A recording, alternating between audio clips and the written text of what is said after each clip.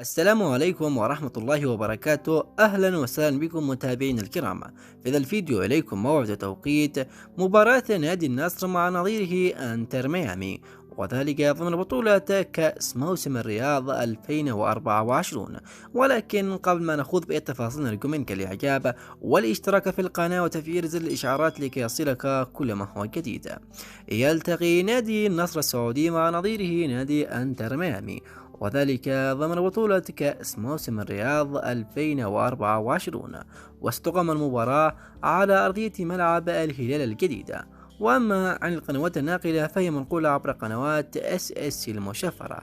وأما عن تاريخ اللقاء وذلك في 1 فبراير القادم في تمام الساعة 9 مساء بتوقيت مكة المكرمة.